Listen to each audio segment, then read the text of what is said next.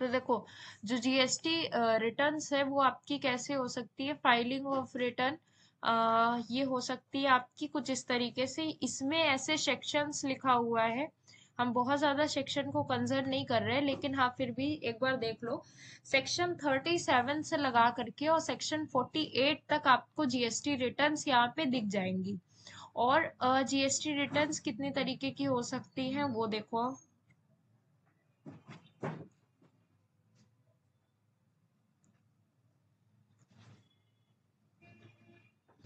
तो ये आपकी पहली चीज तो ये कि GSTR 1, ठीक है, GSTR 1 कौन कौन फाइल कर सकता है। पहली चीज है कि all registered person including casual registered person, सभी जीएसटी पर्सन जो हैं ये कर सकते हैं।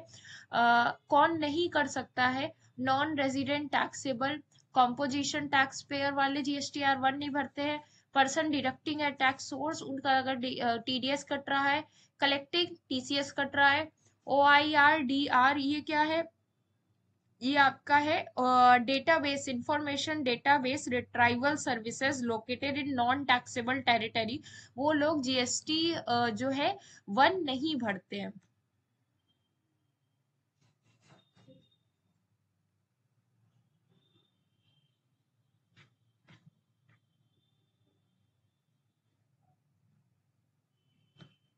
आप नील का भी जीएसटी भर सकते हो, ठीक है। और आप by the way of mobile registration और एसएमएस यूज से भी आप अपना GSTR 1 भर सकते हो। GSTR 1 कब कब भरते हैं, GSTR 1 भरते हैं मंथली रिटर्न भर सकते हैं, क्वार्टरली रिटर्न भर सकते हैं, आप जो भी चाहो जैसे भी चाहो। कॉमन पोर्टल पे जा करके भर सकते हो, ठीक है। What is the due date of submission GSTR 1, simply हर महीने का जो 10वीं तारीख होती है उसमें आप भर सकते हो आपका GSTR 1। और अगर आपका क्वार्टरली पीरियड है तो उस केस में आप जो डेट होगी वो 11 तारीख हो जाएगी।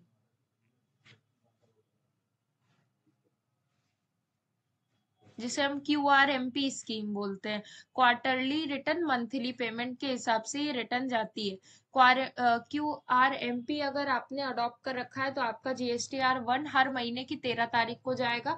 लेकिन बाकी लोगों के लिए जो है 11 तारीख को ही उनको भरना पड़ेगा, मतलब QRMP के अलावा।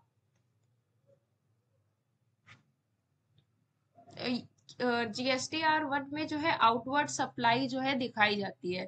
आउटवर्ड सप्लाई का सिंपली मीनिंग मैं पहले भी बता चुकी हूँ, आपकी वो सर्विसेज जो कि B2B B2C और ये सारी डिटेल्स अगर आपकी प्रोवाइड कराती हैं तो, या फिर इंट्रा स्टेट इंटर स्टेट की सप्लाई अगर आपकी प्राप्त कराती हैं तो ये सारी डिटेल्स आपकी यहाँ पे GSTR 1 में जा सकती हैं। दूसरी चीज ये है, अगर आप आउटवर्ड सप्लाई कर रहे हो, लाइक जैसे इसमें सिंपली आपकी सेल्स की डिटेल्स जानी है। बाय द वे ऑफ अगर डेबिट नोट है क्रेडिट नोट है तो भी आप इसी में जोड़ करके GSTR 1 में दिखाओगे।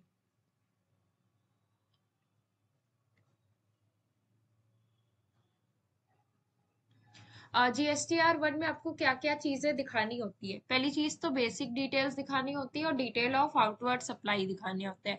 कैसे दिखाना होता है, जैसे GSTIN नंबर, मैं इसके बारे में पहले ही बता चुकी हूँ। जब आप रजिस्ट्रेशन कराते हो तो आपको एक यूनिक GSTIN नंबर मिलता है जो कि GSTIN होता है, इंफॉर्मेशन नंबर होता है ये, ठीक है। आइडेंटिफिकेशन नंबर होता है। लीगल नेम होता है, आपके बिजनेस का कोई अगर लीगल नेम है वो होगा। ट्रेड नेम होता है, इफ एनी एप्लीकेबल, अगर ट्रेड नेम एप्लीकेबल है तो ठीक है, अदरवाइज जो भी आपने इनकम टैक्स में जो भी नाम मेंशन करके रखा होता है हम उसी को यूज कर लेते हैं। फिर उसके बाद में year and month, HSN summary चाहिए होती है और डिटेल ऑफ डॉक्यूमेंट इशू, जो भी आपका डिटेल है और उसमें क्या सिग्नेचर मेंशन होनी चाहिए। HSN कोड मैं पहले ही बता चुकी हूँ, हार्मोनाइज सिस्टमैटिक न्यूमेरिक्लेचर, ये चीजें आपकी आवश्यक होती है। Detail of outward supply, B2B का जो भी डिटेल है, मान लो जैसे कि मैंने होलसेलर हूँ और रिटेलर को बेच रही हूँ तो मुझे ये डिटेल्स का रिक्वायरमेंट होगा। And then B2C inter state supply where invoice value is 2.5, ठीक है, से ज्यादा का बिल है तो आप इसमें दिखाओगे। दूसरी चीज है कंसोलिडेटेड बिल, कुछ होते हैं मान लो जैसे मेरे पास में इतने सारे मतलब बिल्स हैं जिनका कोई GSTIN नहीं था, मतलब रजिस्ट्रेशन नहीं था, नॉन रजिस्टर्ड पर्सन थे, कस्टमर थे मेरे। तो क्या मैंने उन सबको जोड़ा, ऐसे जोड़ लेंगे अब बिल में, और फिर उसके बाद में एक मुश्त राशि हमने दिखा दी B2C में सप्लाई में। कुछ सर्विसेज ऐसी होती हैं जो कि जीरो रेटेड और डीम्ड एक्सपोर्ट होती हैं। लाइक जैसे कि जीरो रेटेड का क्या मतलब है, जैसे खुली सब्जी होती है, अगर मैं उसको बेच रही हूँ तो उसके ऊपर टैक्स नहीं लगना है, तो वो जीरो रेटेड हो गई। ठीक है, तो यहाँ पे इसके ऊपर मैं ऐसे ही जोड़ करके लाऊंगी और मैं उसको वैसे ही दिखा दूंगी जीरो रेटेड, लेकिन मुझे वो चीजें दिखानी जरूरी होती हैं। और डेबिट एंड क्रेडिट नोट अगर इशू करा है, निल रेटेड और एग्जेम्प्टेड नॉन जीएसटी अमेंडमेंट अगर आई है, वो सारी चीजें निल रेटेड अगर कुछ था आपका, अगर कोई प्रीवियस में कोई बचा हुआ या फिर कोई एडवांस अगर रिसीव्ड है तो वो भी आप दिखा सकते हो। इस सब के कॉलम बने होते हैं, हम प्रैक्टिकल ट्रेनिंग ले चुके हैं, हमें ज्यादा पढ़ने की इसमें जरूरत नहीं है।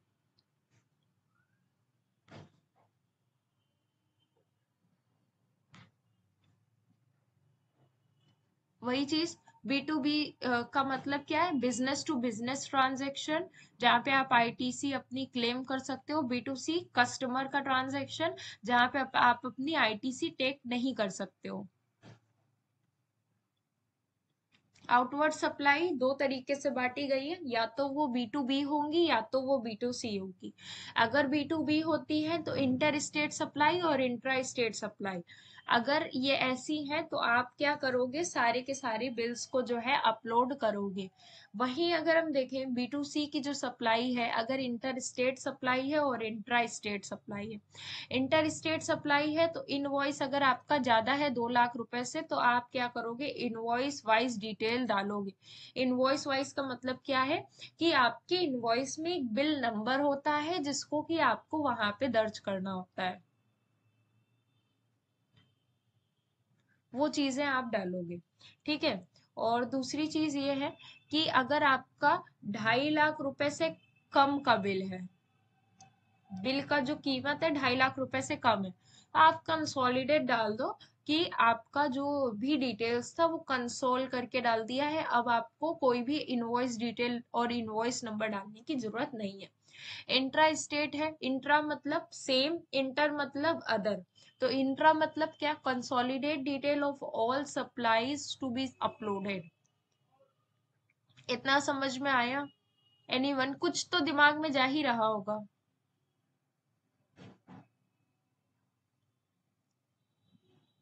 ओके, कुछ तो समझ में आ रहा होगा ना? Yes ma'am. ओके, पूछना जरूरी था, क्योंकि इन केस अगर आपको नहीं समझ में आ रहा तो दूसरी तरीके से मैं पढ़ाऊँ। ठीक है। तो ये 5 करोड़ एनुअल टर्नओवर कितना प्रीसीडिंग ईयर में अगर होना चाहिए, मतलब यहाँ पे क्या है, आपका जो गुड्स है उसकी पहचान करने के लिए कोड होता है जिसको हम HSN कोड बोलते हैं। HSN कोड, अगर आपका 5 करोड़ रुपए तक का कोई भी माल आपने सप्लाई करा है, तो आपको जो है HSN कोड दिखाना होगा, और HSN कोड 4 अंकों का होना चाहिए। अगर 5 करोड़ से ज्यादा का सप्लाई आप कर रहे हो पिछले साल में, तो आपको 6 अंकों का HSN कोड दिखाना होगा। और इसमें कोई भी बहुत ज्यादा क्राइटेरिया नहीं, जो ये जो जरूरी वाले क्राइटेरिया है ये सब है। अब अगर मान लो मेरी 2 लाख की कोई सप्लाई थी, HSN कोड उसका है, अब मुझे पता चला उसका HSN कोड 6 अंकों का है, तो मैं ये थोड़ी ना देखूंगी कि 5 करोड़ से ज्यादा का सप्लाई नहीं, तो मैं उसको मेंशन नहीं कर सकती। मैं उसको बिल्कुल मेंशन कर सकती हूँ और वो एक्सेप्टेबल भी होगा, बट क्या है कि मुझे ये चीज पता होनी चाहिए कि 5 करोड़ से ज्यादा के लिए मुझे 6 अंकों का HSN कोड का इस्तेमाल करना जरूरी पड़ जाता है।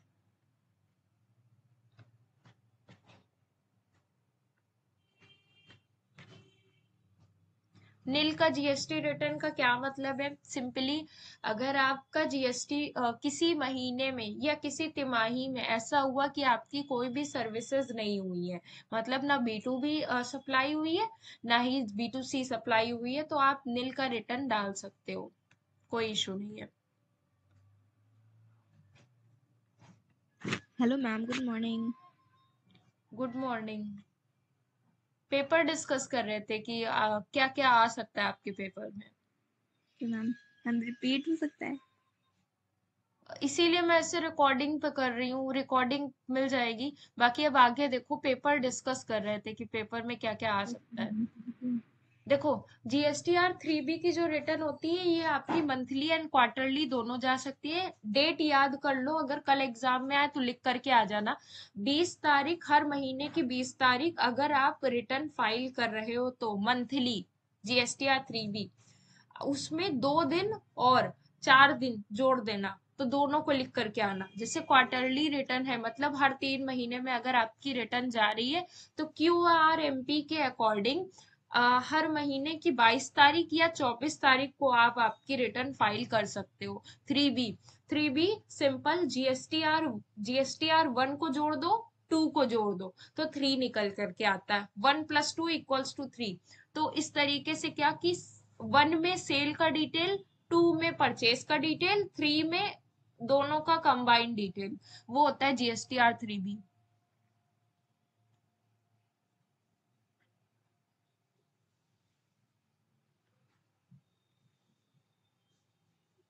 कहाँ कहाँ पे GSTR 3B की 22 की लास्ट लास्ट डेट 22 होती है।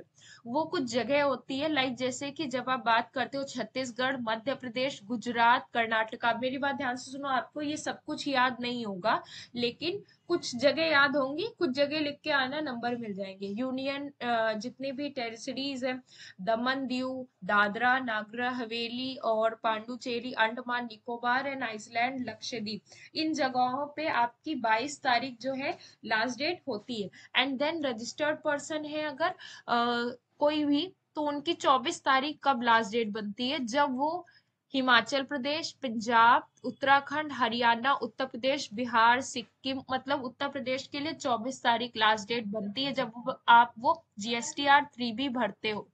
नेक्स्ट है कंटेंट ऑफ GSTR 3B। अब GSTR 1 में जिस तरीके से हमने कंटेंट देखे थे, वहां पे भी बेसिक डिटेल डालना पड़ता है और अदर डिटेल डालना पड़ता है।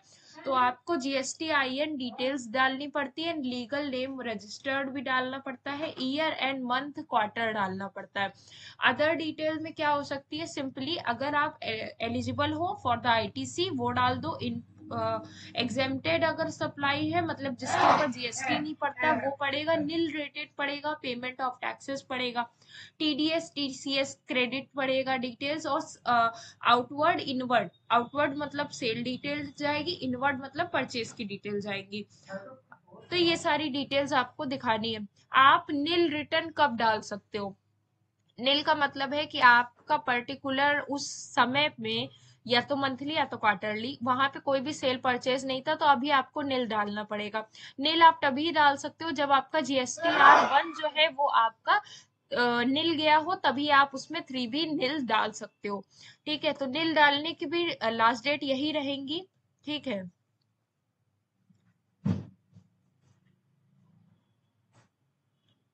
अब GSTR 4 क्या होता है, सिंपली बेसिक डिटेल पढ़ेंगी और एडिशनल डिटेल पढ़ेंगी, इनवॉइस डिटेल्स जाएंगी इसके ऊपर। GSTR 4 उनके लिए एप्लीकेबल होता है जो कॉम्पोजिशन स्कीम में होते हैं, कॉम्पोजिशन स्कीम में होते हैं, या फिर अगर उन सेल कर रहे हैं अनरजिस्टर्ड से तो भी वो कॉम्पोजिशन में आ गए। और सिंपली अगर उनका इंट्रा और स्टेट सप्लाई में आउटवर्ड सप्लाई कुछ होती है तो भी वो कॉम्पोजिशन स्कीम GSTR 4 ही भरते हैं। तो अगर किसी भी टैक्स पेयर ने कॉम्पोजिशन स्कीम में रजिस्ट्रेशन कराया तो वो लोग ये भरते हैं। Composition scheme is very much beneficial for that, उन लोगों के लिए जिन लोगों का टर्नओवर एग्जिट नहीं करता है। ठीक है, बहुत ज्यादा एग्जिट नहीं करता है, और उनको उनके जितनी भी आउटवर्ड सप्लाई होती है उसके ऊपर 1% या 3% ही उनको टैक्सेस देने पड़ते हैं। और नॉर्मल टैक्स पेयर का अगर 40 लाख या 20 लाख के ऊपर अगर उनका जाता है टर्नओवर, तो उस कंडीशन में उनको रजिस्ट्रेशन लेने की जरूरत पड़ती है। Ma'am, like for small business. हाँ, स्मॉल बिजनेस कॉम्पोजिशन स्कीम में अगर उनका नील रिटर्न जा रहा है तो उनको कॉम्पोजिशन 8 फॉर्म भरना पड़ता है, GST कॉम्पोजिशन 8। तो ये CMP इसको बोलते हैं। तो ये उनको डालना जरूरी होता है अगर नील जा रहा है। लेकिन अगर हम देखो नॉर्मल जो टैक्स पेयर्स होते हैं वहां पे अगर उनका रिटर्न देखो तो वो 1 में ही नील भी चला जाता है, 3 में भी नील चला जाता है। लेकिन यहाँ पे अगर उनकी नील सप्लाई है तो वो GST कॉम्पोजिशन 8 फॉर्म भर देते हैं। ये सारी डिटेल्स है। अब ये इतनी ज्यादा इंपॉर्टेंट नहीं इसलिए मैं इसको स्किप कर रही हूँ। हाँ, तो फिलहाल के लिए आपका इतना क्वेश्चन काफी है। नेक्स्ट क्वेश्चन पढ़ते हैं। इसमें लिखा है what are the method of GST, difference बताइए electronic cash ledger and electronic credit ledger का। तो जैसे कि होता ये है कि पहले तो method of payment of GST क्या क्या हो सकता है। तो जैसे कि यहाँ पे देखो,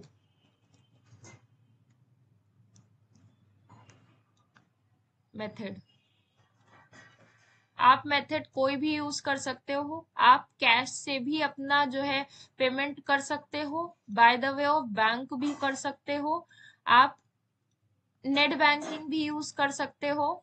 बहुत इजी क्वेश्चन है। नेट बैंकिंग यूज कर सकते हो, RTGS, NEFT, ये यूज कर सकते हो। अब ध्यान दो, जो मेथड है वो कैसा हो सकता है। मान लो जैसे कि कैश बोला और बैंक बोला, नेट बैंकिंग बोला, RTGS बोला, NEFT बोला। देखो यहाँ पे एक ऑप्शन आता है ओवर द काउंटर, OTC।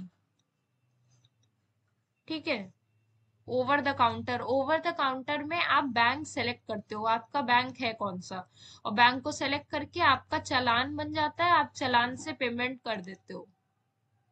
एक तो ये चीज हो गई।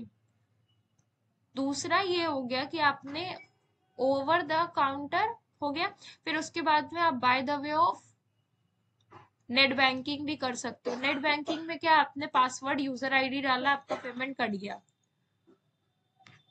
चेक से भी कर सकते हो आप।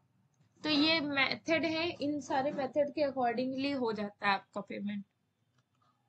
डिफरेंस बताना है इलेक्ट्रॉनिक कैश लेजर में और क्रेडिट लेजर में। ओके, देखो इलेक्ट्रॉनिक कैश लेजर जो होता है आपका, यहाँ पे इलेक्ट्रॉनिक कैश लेजर, जैसे कि अगर आपके इलेक्ट्रॉनिक कैश लेजर में 100 रुपए पड़े हुए हैं और आपका टैक्स आ रहा है इस महीने का CGST का 50 रुपए, SGST का 50 रुपए, आपको पता है 100 रुपए कैश लेजर में पड़े हुए हैं। तो अब क्या ये यहाँ पे जो है एडजस्ट हो जाएगा और आपका टैक्स पेमेंट इस महीने 0 आ जाएगा। ये हो गया कैश लेजर। अब क्रेडिट लेजर क्या है। अच्छा, एक चीज और, थोड़ा सा मॉडिफिकेशन।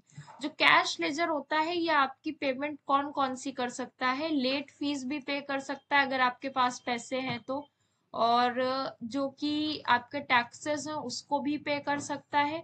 तो ये कुछ इस तरीके की पेमेंट कर सकता है। क्रेडिट लेजर कैसा होता है, आप ITC को कभी भी कैश में जो है कन्वर्ट नहीं कर सकते हो। मतलब आप चाहो कि आपका ITC बच गया है तो आप अगले महीने उसको क्लेम कर सकते हो। तो ये इस तरीके का कॉन्सेप्ट है कि मान लो आपका 500 रुपए है इलेक्ट्रॉनिक क्रेडिट लेजर में, आपको पता चला इस बार अगर मेरा 500 का टैक्स आएगा तो मैं यहीं से सेट ऑफ कर पाऊंगी और 0 अमाउंट अब मुझे पे करना पड़ेगा, ये चीज। तो ये हो गया electronic credit laser. Cash ledger में हमको कैश जमा करना पड़ता है, तो ये आपकी लेट फीस के लिए एप्लीकेबल हो जाता है। ठीक है।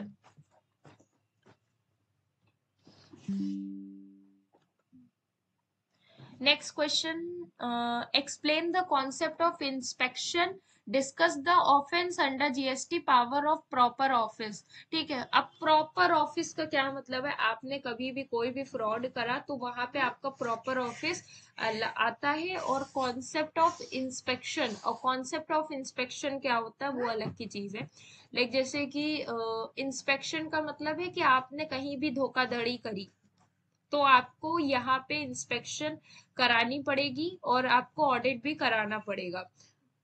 तो और पावर क्या हो सकता है, आपका GST रजिस्ट्रेशन कैंसल कर सकता है, और ऐसा भी हो सकता है कि आपके ऊपर पेनाल्टी बना सकता है। आपको अपराध के तौर पे जो है दोनों तरीके की लॉ लगा करके आपको जेल भी हो सकती है। तो इस तरीके से हो सकता है। What do you mean by credit note? अब क्रेडिट नोट और पेनाल्टी और पनिशमेंट, ये भी क्वेश्चन एक देखा गया है। तो ये क्वेश्चन तो यहाँ पे कंप्लीट हो गया है। हमारा कौन सा क्वेश्चन बचा था? आईटीसी। आईटीसी के जो क्लेमिंग के वो है एस्पेक्ट, उसके लिए आपको थोड़ा सा पढ़ना पड़ेगा, मैं आपको ग्रुप में भेज दूंगी। अब आपका काम सिर्फ इतना है कि पढ़ाई करो, और पढ़ाई करने के बाद आप लोग क्या करो, पढ़ाई करो, और पढ़ाई करने के बाद आप लोग सिंपली सिंपली क्या करो, थोड़ा सा और मुझसे पूछ लो अगर कुछ ऐसा समझ में आए आपको।